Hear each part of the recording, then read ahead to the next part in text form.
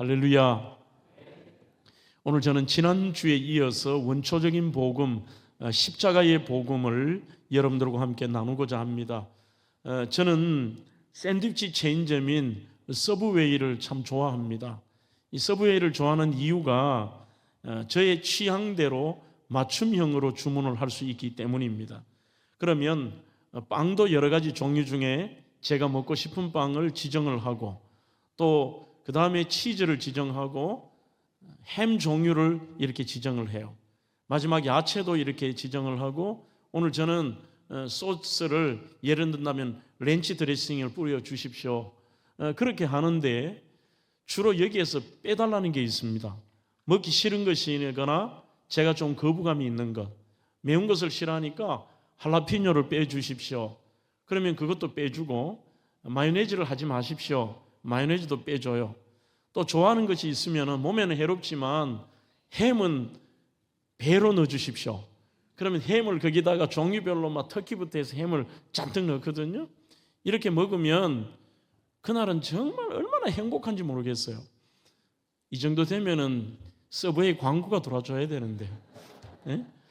그렇게 하는데, 이번 제가 늘 좋아하는 그런 샌드위치 체인점이지만 가장 최근에 제가 읽은 책에서 서브웨이 신학에 길들여지다, 이런 문구를 본 것입니다. 그것은 바로 사디어스 윌리엄스라고 하는, 제가 미국에서 공부한 그 학교에 교수님으로 계시던 분이 성경을 뚫고 나온 하나님이라고 하는 이 책을 썼습니다.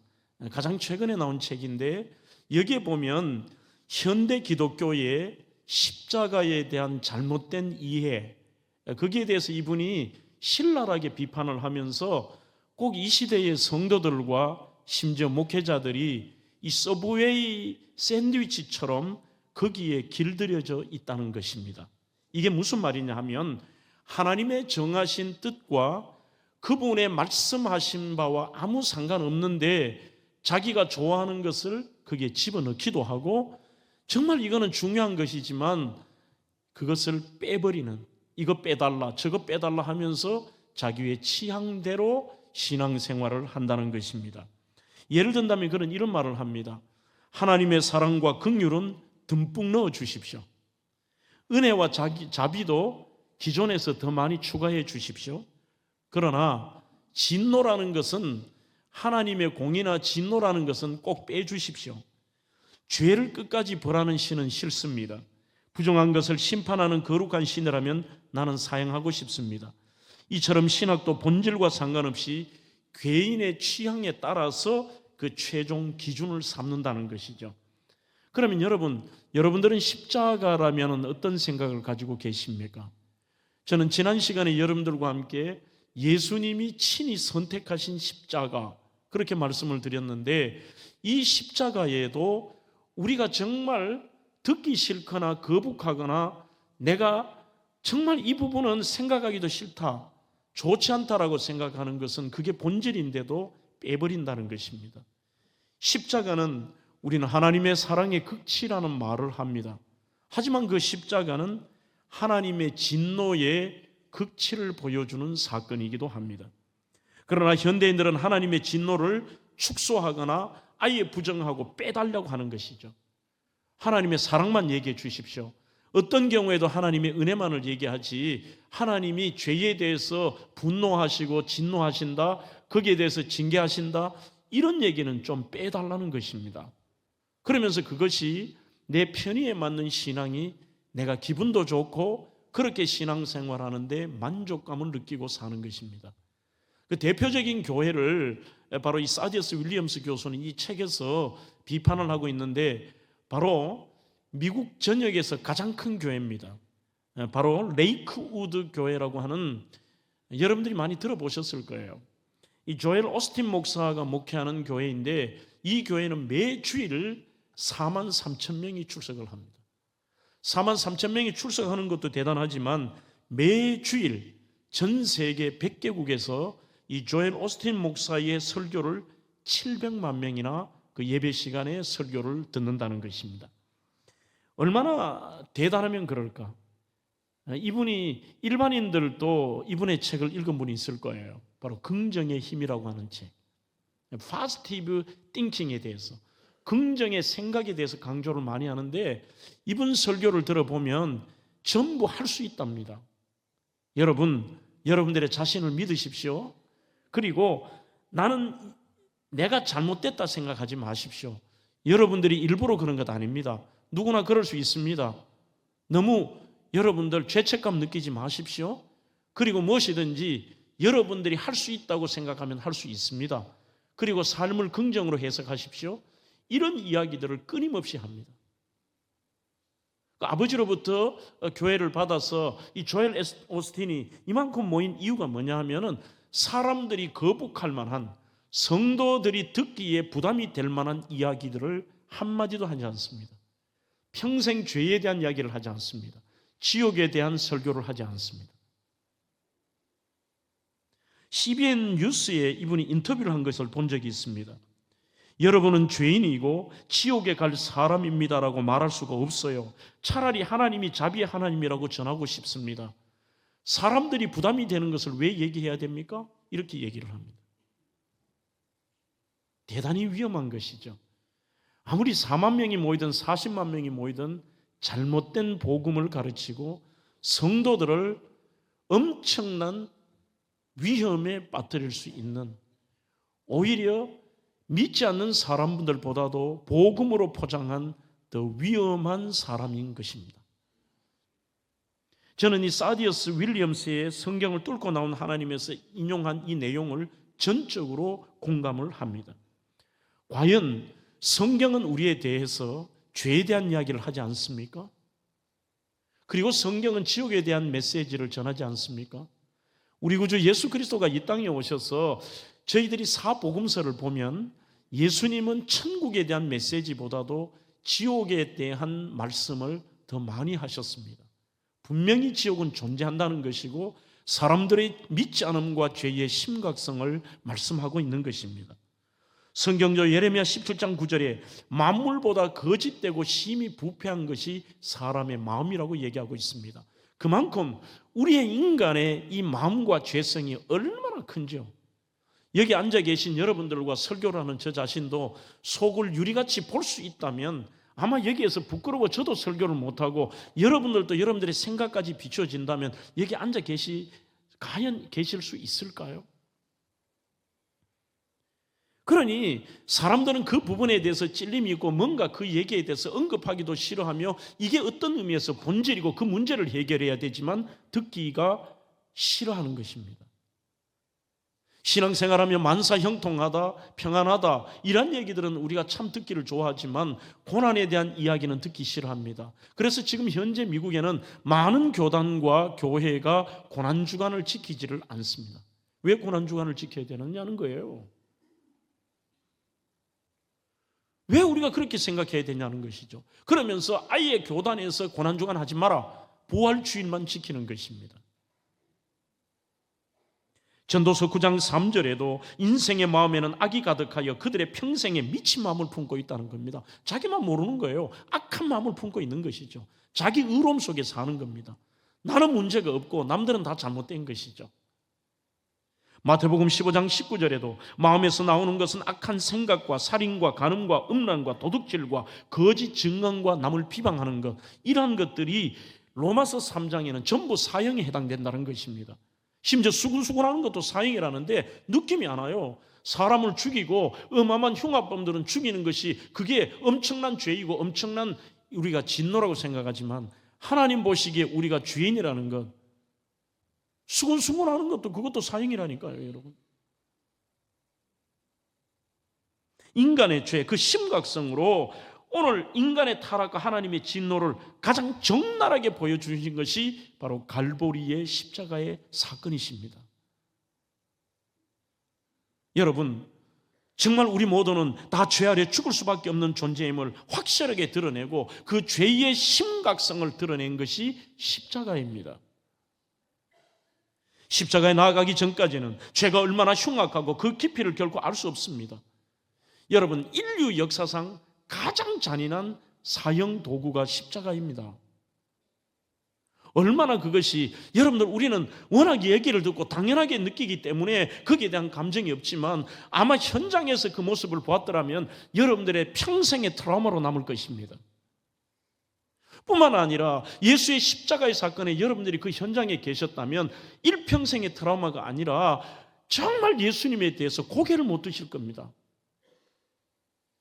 어떻게 나 같은 죄인을 위하여 주님이 저런 형벌을 받으셨냐? 심각한 십자가의 형벌 때문에 로마의 웅변가에 있던 키케로라고 하는 사람은 이런 말을 합니다. 로마 시민의 몸에는 물론 생각과 눈과 귀에도 십자가라는 단어조차 가까이 오지 못하게 하십시오. 얼마나 이게 잔인했던지. 이 사람이 할 수 있는 형벌이 아니라는 것입니다. 그래서 생각조차 하지 못하게 하고 사람들이 눈과 귀에도 십자가라는 단어도 보지 말아라는 것입니다. 그 잔인했던 로마 정부가 그 후반기에는 아예 어떤 범죄자, 심지어는 반역자에게도 다른 사람에게 너무 큰 충격을 주기 때문에 그 십자가 형벌을 하지 말라고 사라져버렸습니다. 이러한 형벌을 주님이 받으신 것입니다. 만왕의 왕이시며 천지의 창조주이시며 우리의 주인 되신 분이 그 형벌을 선택하셨다는 겁니다. 예수가 선택한 십자가. 왜 그것을 선택했을까요? 사람들은 인정하지 않지만 이 땅의 모든 사람들이 부패와 그 죄의 심각성을 모르는데 너희들의 죄가 이만큼 심각하다. 이것을 보여주신 것입니다. 심각을 깨닫지 못하는 것이 가장 큰 병입니다. 내가 죄인이고 지금 심각하다는 것을 깨닫지 못했을 때, 그래서 오히려 어디가 아프다는 것은 덜한 것입니다. 무감각한 것이 가장 큰 질병입니다. 썩어 들어가도 모르는 거예요. 고통이 없는 것입니다. 하나님께서 우리를 구원하시기 위해 지불하신 엄청난 대가를 우리가 깨닫게 될 때 죄도 크지만 하나님의 사랑이 죄보다 얼마나 더 큰 것인가를 그때 깨닫게 되는 것입니다. 누구에게나 여러분 전도를 해보셔도 그래요. 이 문제가 와닿지를 않습니다. 내가 무슨 심각한 죄를 범한 것도 아니고 나 평생 거짓말도 한 번 목사님 안 했는데요.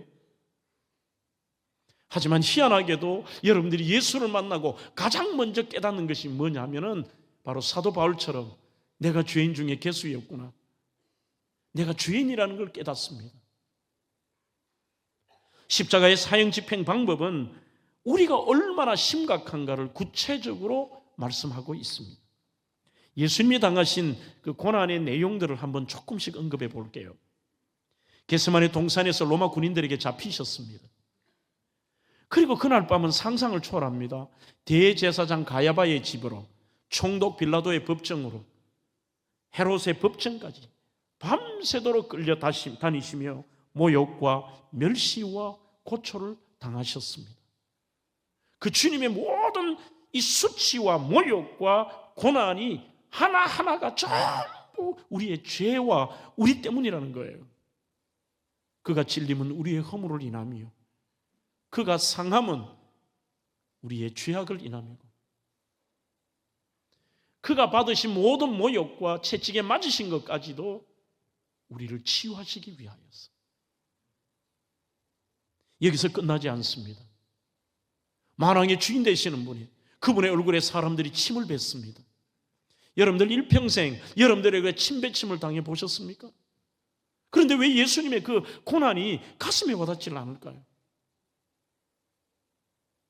심지어 예수님의 얼굴에 따귀를 때렸습니다.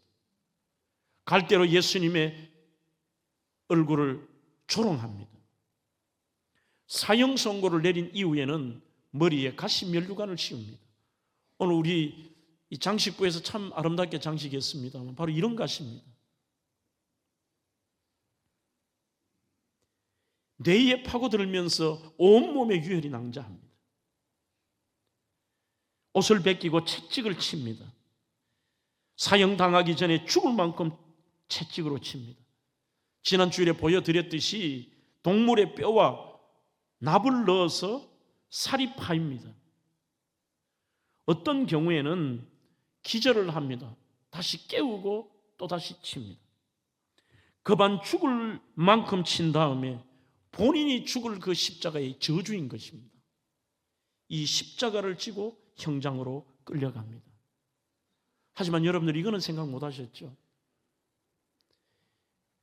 사람들이 없는 곳에 피해 다니는 것이 아니라 일부러 두 번 다시 이런 죄를 짓는 인간이 어떻게 당하는가를 보라는 시청각으로 가장 많은 사람이 있는 거리로 조롱을 받도록 그 길을 갑니다.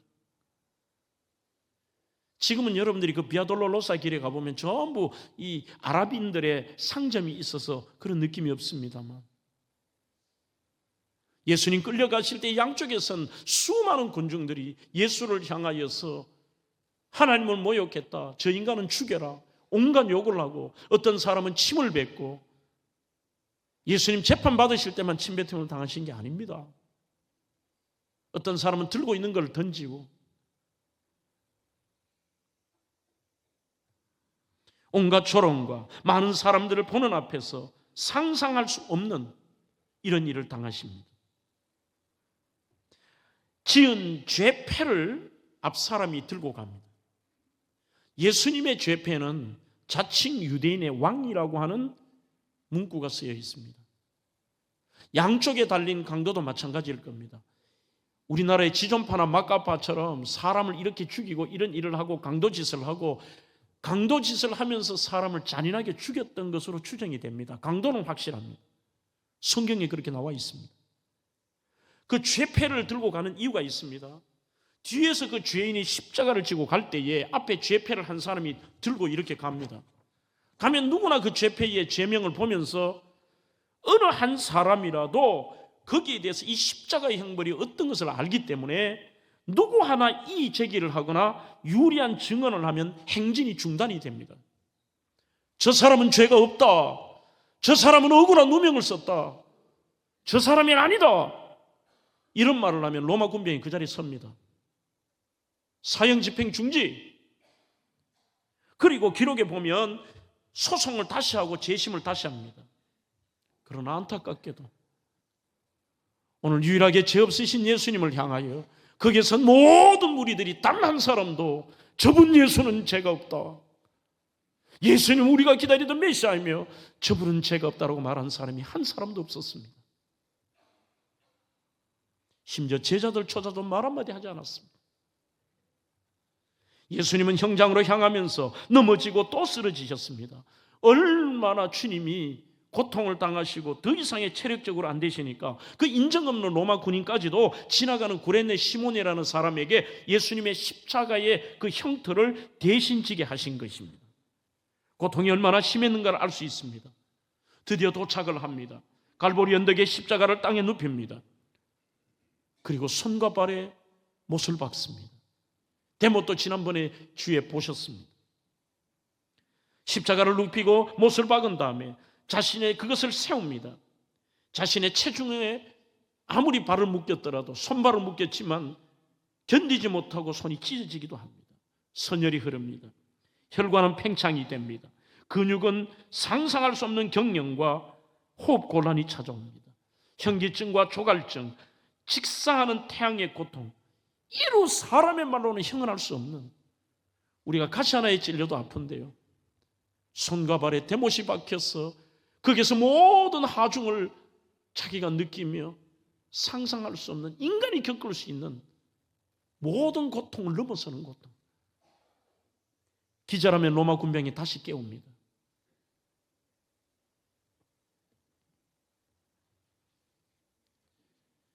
여기서 끝이 아닙니다. 예수가 선택한 십자가라는 책에 보면 옷을 벌거벗깁니다. 수치를 줍니다. 왜 십자가에 다느냐? 너는 저주받은 인생이라는 겁니다. 땅에 발을 붙이지 못할 인간이라는 것입니다. 어머니 앞에서 벌거벗긴 채로 그런 상상할 수 없는 형벌을 받는다. 무려 주님은 그 고통을 6시간이나 받으셨습니다. 십자가의 고난은 바로 죄 없으신 예수께서 나의 죄 때문에, 그리고 죄의 심각성을 우리에게 완벽하게 너는 죄인이라고 보여주신 것이 바로 십자가입니다.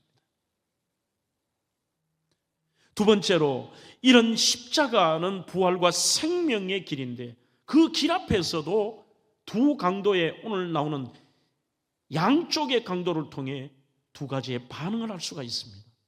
하지만 그것은 또한 상징적인 의미입니다.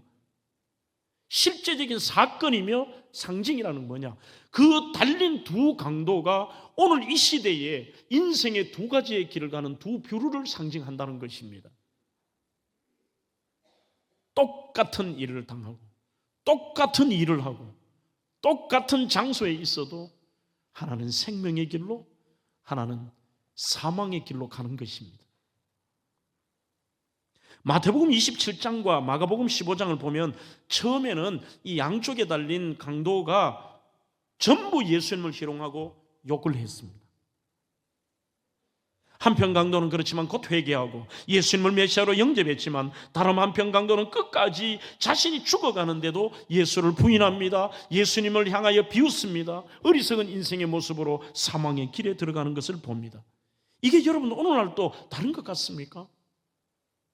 고린도전서 1장 18절을 보십시오. 십자가의 도가 멸망하는 자들에게는 어떤 것이냐? 미련한 것이고 구원을 얻는 우리에게는 하나님의 능력이 됨이라고 얘기합니다.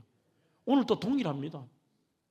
아무리 여러분들이 전도하시고 아무리 정말 그 영혼이 불쌍해 지옥 불구덩이 떨어지는 사람들에게 얘기해 보십시오. 그들의 머리와 그들의 삶 속에는 예수 믿는다는 게 어리석은 겁니다. 아니 2000년 전 유대 땅에 청년 예수가 죽은 게 나하고 무슨 상관이 있냐는 거예요. 그 젊은 청년이 죽었고 성자라고 하자, 사랑을 얘기했다 하자, 그 사람 죽은 게 나하고 무슨 상관이 있느냐. 수백 번 수천 번을 이야기해도 영접하지 않습니다.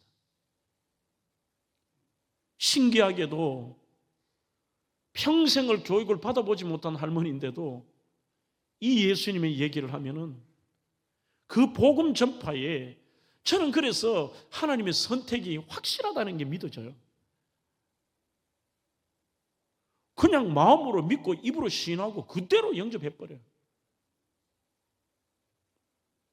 오히려 조금 배웠다고 내가 가진 지식과 내가 가진 철학과 내 자존심이 강한 사람들은 더 안 받아들입니다. 그리고 합리적인 사람이 더 위험합니다. 전도를 해보시면 아니 목사님 같이 오면 예 그렇지요 좋지요 이런 사람 예수 잘 안 믿습니다. 그 말 속에는 당신 얘기 그만하라는 얘기입니다. 그럼 미련한 얘기 그만하라는 거예요. 예. 오히려 사도 바울처럼 예수를 극렬하게 핍박하고 강하게 부정한 사람들이 믿을 확률이 더 많습니다. 39절에 보면 비방하여 가로되 내가 그리스도가 아니냐 너와 우리를 구원하랴. 이 말은 여러분 그리스도라는 말은 우리가 많이 들어보셨겠습니다만 기름 부음 받은 자라는 뜻이 있습니다만 다른 말로 이 그리스도가 히브리어로 고친다면 머사이아입니다. 메시아입니다. 너가 메시아야? 자기가 지금 현재 자기 죄를 받고 죽어가면서도 유일한 살 길이고 그 예수를 보면 알 텐데 빈정거리고 비웃습니다. 너가 메시아라고? 너가 인류를 구원할 메시아라고?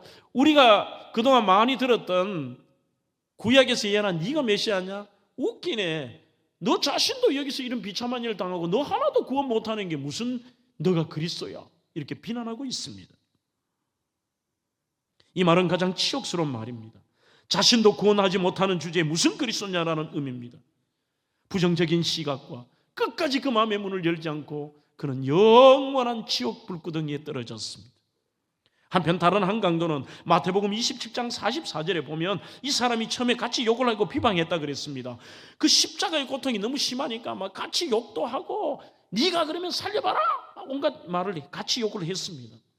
그러나 죽음이 점점 다가오며 예수님의 참된 모습을 보면서 하나님 앞에서 내가 얼마나 죄인인가를 깨닫고 바로 이분이 우리가 기다리던 메시아가 맞다, 이분이 정말 맞다라고 하는데 오늘 본문 41절에서 뒷부분에 보시면 그 십자가의 한 강도가 한 얘기 속에 이 사람이 확실하게 예수를 영접하고 이분의 신앙이 나와 있습니다.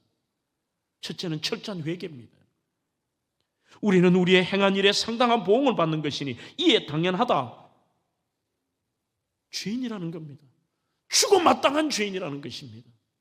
그 다음에 두 번째 예수님에 대한 고백입니다. 이 사람은 행한 것이 옳지 않음이 없다. 그 말은 죄가 없으시다. 우리가 기다리던 메시아 맞고 이분은 죄가 없으시다. 그러면서 확실한 예수님이 누구이신가와 천국에 대한 것을 알고 있습니다. 42절에 예수여 당신의 나라에 임하실 때 나를 생각해 달라고 얘기합니다. 주님 기억해 주십시오. 당신의 나라라고 얘기합니다. 주님이 세우신 나라, 주님이 주인이신 나라, 당신이 주인인 나라, 그 천국에 갈 때에 감히 말은 못하지만 그 판단을 주님께 맡겨요. 주님, 나 기억해 주세요. 그 순간에 주님이 말씀하십니다. 내가 진실로 너희에게 이르노니 오늘 너가 나와 함께 낙원에 있으리로다. 이게서 영적 교훈이 있습니다. 엄청난 고통의 십자가에 달렸고 돌아가시는 순간에도 잃어버린 자를 찾아 구원해 주시는 예수님의 사랑입니다. 늦을 데가 없습니다. 이미 늦었다고 판단하지 마십시오. 여러분들의 전도도 저 사람은 안 된다, 저 사람은 늦었다라고 판단하지 마십시오. 강도를 통해 이미 늦었다고 생각되는 그 순간에 회개하고 예수를 영접하는 것이 가장 빠른 길임을 보여주고 있습니다. 그리고 죽음 이후에 하나님 나라에 대한 분명한 소망을 갖게 하셨습니다. 오늘 이 시대도 똑같은 환경, 똑같은 상황에도 부활과 생명의 예수님을 만나 구원받는 은혜를 누리는 사람이 있는가 하면 아무리 해도 믿지 않는 사람이 있습니다. 그래서 어떤 아버지가 아무리 자녀에게 얘기를 해도 한 자녀가 예수를 안 믿더래요. 이분이 임종 때 했던 이 리저스 다이제스트에 나온 유명한 이야기입니다. 아버지가 마지막 숨을 헐떡거리며 천국을 향해 가시는 길에 이렇게 얘기하더래요.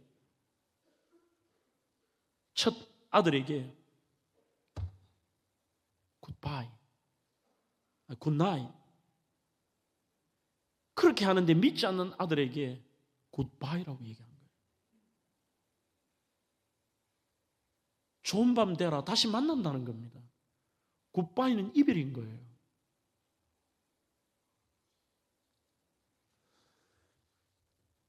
여러분, 그 생명의 선택과 사망의 선택은 다른 환경에서 자랐다, 그것도 아닙니다. 때로는 같은 배에서 태어나고 같은 환경에서 자라나고 같은 공부를 해도 길은 다를 경우가 있습니다. 에드윈 토마스 부스라고 하는 분을 아신 적이 있습니까? 이렇게 말하면 잘 모르고요. 부스라고 하는 분은 얘기 들어보셨을 겁니다. 바로 에브럼 링컨의 암살자입니다. 원래는 연극 배우였습니다. 지금 여러분들의 사진의 중간에 있는 분입니다. 유명한 희곡 배우였는데 그에게는 존이라고 하는 똑같은 영국 배우 동생이 있었습니다. 여러분들이 보시는 화면에 왼쪽이 친동생이에요.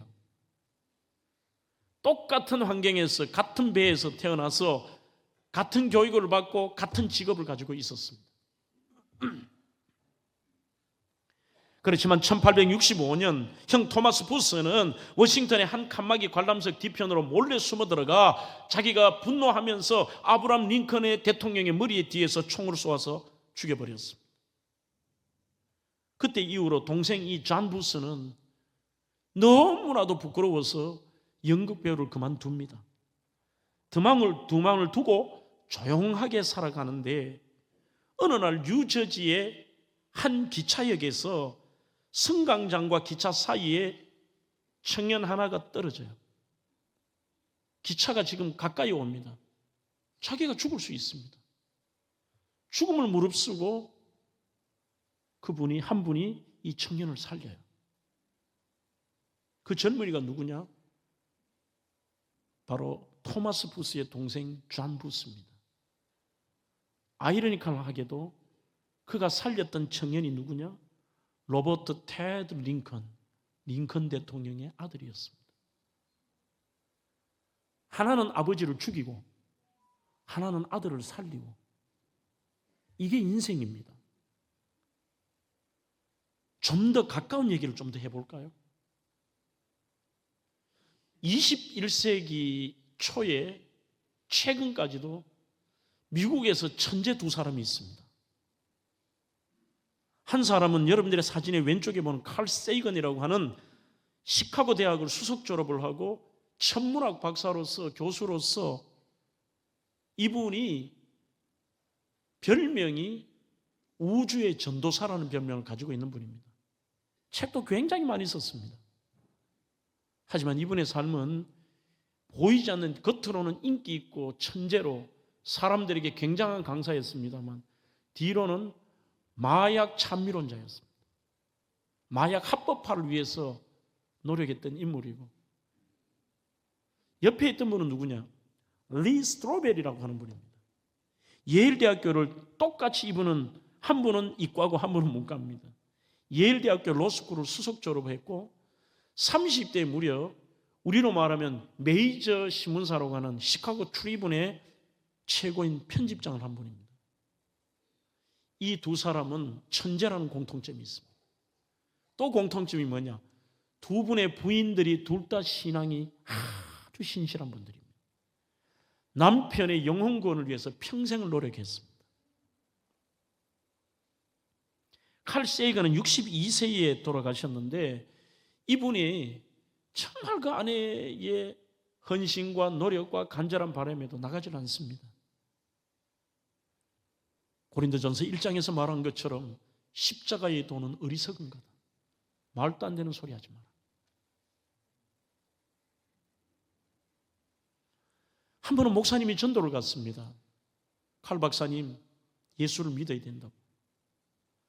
그러자 그 목사님도 굉장히 똑똑했던가 봐요. 아니 목사님과 같이 똑똑한 분이 그 예수를 믿습니까? 그러자 목사님이 얘기합니다. 아니 어떻게 박사님처럼 이렇게 똑똑한 분이 예수를 안 믿습니까? 끝까지 믿지 않고 기록에 보면 이 칼 세이건이 마지막 죽을 때 62세 때 한 말이 있습니다. 나는 지옥으로 간다 하고 갑니다. 지옥도 안 믿는 사람입니다.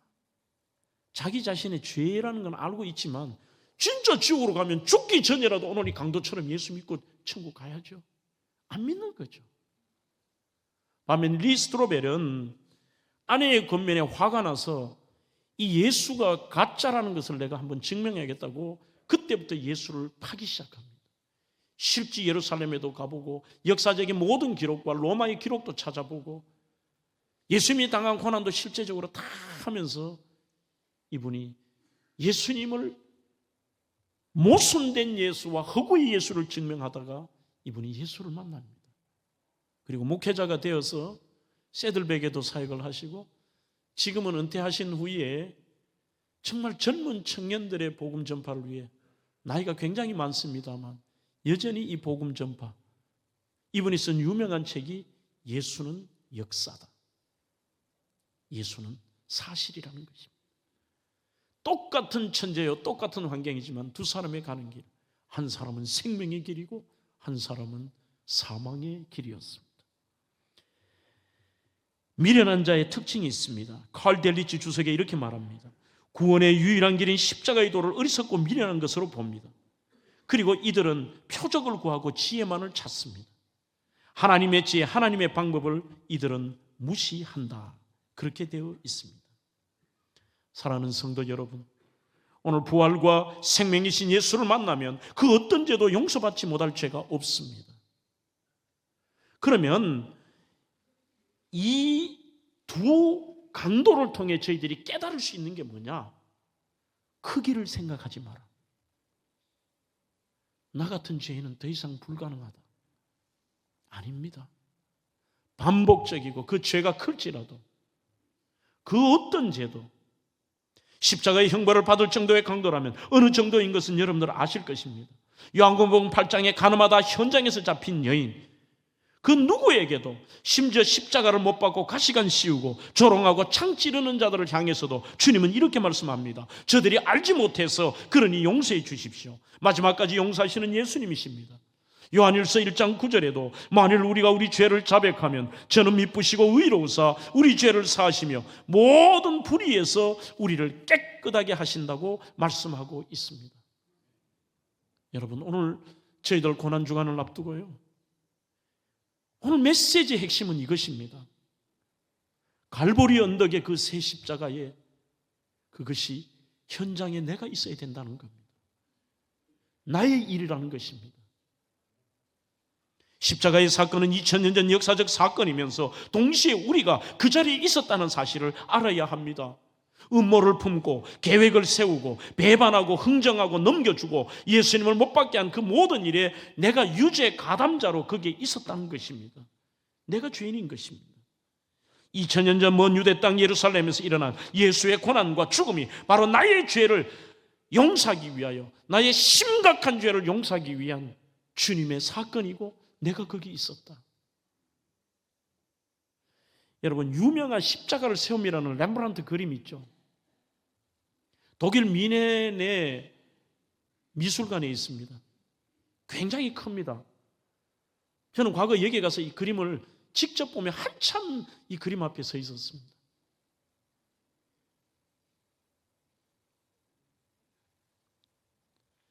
예수님이 십자가에 달려 돌아가시는 이 장면 한쪽 구석에 2000년 당시 유대 사람과 전혀 관계없는 사람의 얼굴이 지금 빛이 들어오는 곳에 있잖아요. 누구일까요? 바로 렘브란트 자신입니다. 내가 예수를 못 받게 한 장본인이고 그 현장에 내가 있었다. 그래서 저도 저 그림 앞에 한참 서서 렘브란트의 자리에 저를 한번 넣어봤어요.